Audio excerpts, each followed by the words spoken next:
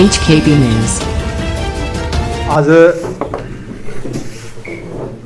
हम सब लोग यहाँ पर इसलिए आप लोगों को निवेदन किया, मैंने प्रार्थना की कि दिल्ली में जो एक शर्मनाक घटना घटी है, जो तिरंगे झंडे का अपमान हुआ है, और इतना ही नहीं हुआ है, जो एक उपद्रव वहाँ पर मचा और किसान आंदोलन के नाम पर मचा, जबकि सरकार ने बहुत पहले उनको कहा था, 11 दौर की मीटिंगें हुई थी कि इन कानूनों में कोई कमी नहीं है, आप इन कानूनों की कमियों को बताइए, हम उनको ठीक करेंगे, ठीक कर कर उनको लागू करेंगे।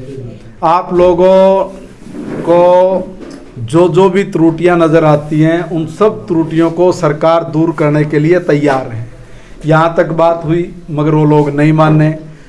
सुप्रीम कोर्ट ने भी निर्णय दे दिया कि कमेटी बनाई है, कमेटी इसमें आप लोगों की राय जानेगी, राय जानने के बाद ही इस कानून को हम लागू करेंगे, तब तक 1.5 साल के लिए इसको होल्ड पे रख देते हैं। उन्होंने उस बात को भी नहीं माना, और ना मानने की वजह से 26 जनवरी गणतंत्र दिवस, जो हमारे देश के लिए एक पर्व है, एक महोत्सव है, उस महोत्सव पर ये जिद करना कि हम लोग परेड निकालेंगे, और परेड निकाल कर हम लोग इस देश के लोगों के सामने एक मॉडल रखेंगे। मैं पूछना चाहता हूं कि क्या आपने ऐसा मॉडल इस देश के सामने रखना था कि जिससे इस देश की भी पूरी दुनिया में बदनामी हुई और हमारे गणतंत्र की भी एक बहुत बड़ी, मैं कहूँगा, शर्मनाक घटना उस दिन जो घटी है, वो अच्छी बात नहीं थी। मैं तो एक निवेदन करने के लिए आया कि भाई हमारे भी हरियाणा प्रदेश के कुछ ऐसे बड़े सियासी नेता जो इस आंदोलन को हवा दे रहे थे, जो इस आंदोलन के पर्दे के पीछे रह के अपनी राजनीतिक रोटियां सेक रहे थे, अब वो हरियाणा की जनता को जवाब दे कि किस प्रकार से हरियाणा के भाईचारे को बदनाम करने के लिए लोगों ने अपने हथकंडे अपनाने शुरू कर दिए, किस प्रकार से हरियाणा के लोगों को गाली दी गई है, किस प्रकार से हरियाणा के लोगों को कहा गया कि इन्होंने पहले भी जो हरियाणा में आंदोलन हुआ, उस आंदोलन का नाश किया, और आज फिर हमारे इस किसान आंदोलन को अगर किसी ने झटका दिया तो हरियाणा के लोगों ने दिया है। मैं पूछना चाहता हूं कि वो सियासी दान जो पर्दे के पीछे रह के और कोई सामने ट्रैक्टरों पे आके जो उकसा रहे थे कि वे नहीं, जिनको राजनीति और सत्ता लेने के लिए इतनी होड़ लगी पड़ी थी, वो लोग अब बताएं कि आपने हरियाणा प्रदेश के लोगों को बदनाम क्यों करवा दिया। आप उसका जवाब दें। अब उनके पास जवाब कुछ नहीं बनेगा। अब फिर वो लोग उल्टी पुल्टी बात करके अपनी रोटियां सेकने का ही काम करेंगे। अभी मेरे से एक भाई ने पूछा भी था कि भाई एक आदमी ने, एक नेता ने अपना इस्तीफा दे दिया। भाई उंगली कटा के शहीद होने की जरूरत नहीं है। कोई आदमी ये सोचे कि भाई मैंने इस्तीफा दिया किसके लिए, भाई किसानों के हित के लिए। मैं पूछना चाहता हूं कि आपने ये तीनों कानून पढ़े क्या? अगर ये तीनों कानून आपने पढ़े तो उसमें अमेंडमेंट करने के लिए आपने कोई सुझाव दिया क्या?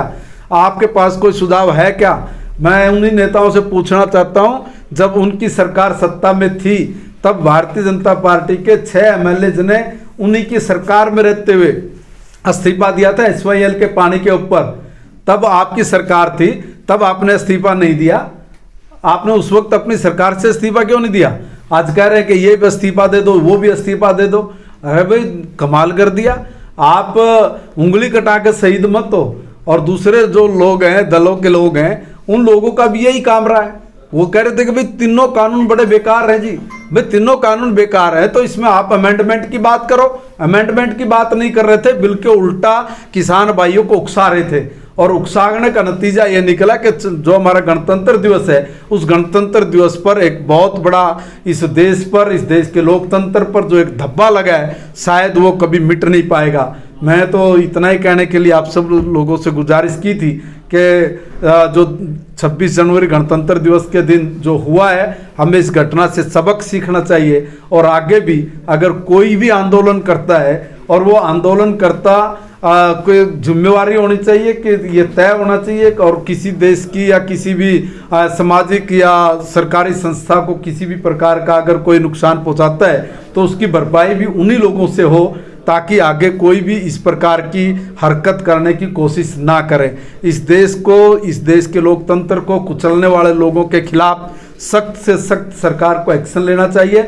उनको किसी भी सूरत में नहीं बख्शना चाहिए जिन लोगों ने हिंदुस्तान के तिरंगे झंडे का अपमान किया है। ये अपमान भारत का अपमान हुआ है। एक बात बताइए, हमारा -25 डिग्री पर जाकर सैनिक तिरंगे झंडे को लहराता हुआ सीने पे गोली खा लेता है, उसके मन पर क्या बीतेगी, उसके मन पर क्या गुजर रही होगी जब हिंदुस्तान की लाल किले की प्राचीर से हिंदुस्तान के तिरंगे झंडे का अपमान हुआ हो। इसलिए मैं ये निवेदन करता हूँ आप सब के माध्यम से कि हिंदुस्तान की जनता को अपने तिरंगे का पूरा सम्मान है, पूरा सम्मान करना चाहिए। कुछ इस प्रकार के उपद्रवी लोग जो किसी भी प्रकार के अनाप शनाप आंदोलन के नाम पर इस देश की भावनाओं को कुचलने का काम कर रहे हैं, उसको हिंदुस्तान की जनता कभी माफ़ नहीं करेगी। ये तो हमने पहले ही कहा था कि इस आंदोलन में कुछ इस प्रकार के लोग घुस के बैठ गए हैं जिनका इस देश से कोई लेना देना नहीं है। जो लोग चाइना से फंडिंग लेते हैं, जो लोगों के संबंध इधर उधर हैं, उन लोगों से आप लोग कैसे उम्मीद कर लोगे कि वो किसी भी तरह के अच्छे कानून को लागू करने में यहाँ के किसान की मदद करेंगे? वो किसी भी सूरत में हिंदुस्तान के किसान को आबाद नहीं होना देना चाहते। आप कितने भी लोगों से आपने पूछा होगा, आपने किसी से पूछा होगा कि भाई ये कानूनों में कमी बताइए, वो कानून में कमी नहीं बता पा रहा था। वो ये कह रहा था कि भाई ये तीनों काले कानून है। उनको पढ़ाई इन लोगों ने ये दिया कि भाई काले कानून है। आज से पहले आप तो मीडिया के लोग हैं, ये बताएं कि कभी हिंदुस्तान का किसान वो सरकार के एजेंडे में रहा क्या? और अगर सरकार के एजेंडे में रहा तो पिछले 70-72 साल से पहले 65-66 साल तक एक कोई ऐसा कानून जिससे हिंदुस्तान के किसान को आबादी मिली हो, आबाद हुआ हो, खुश हुआ हो, ऐसा कोई कानून बना का? नहीं बना। हम लोगों ने पहली बार, हमारी जब अटल जी की सरकार आई है, हमने तब किसानों के लिए कानून बनाया। अब हमारी सरकार आई, अब भी किसान उन्नत कैसे हो, समृद्ध कैसे हो, प्रगतिशील कैसे बने, उसके लिए 3 कानून लेके आए।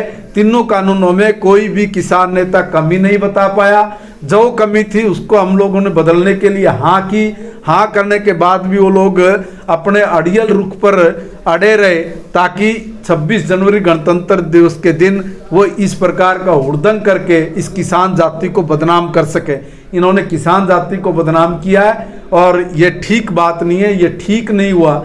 मैं आप सब के माध्यम से निवेदन करता हूँ कि हमारे जितने भी किसान भाई हैं वो शांतिपूर्ण तरीके से अपनी बात सरकार उनकी सुन रही है। सरकार ने उनको कहा भी था कि हम आपकी हर बात को मानने के लिए तैयार हैं।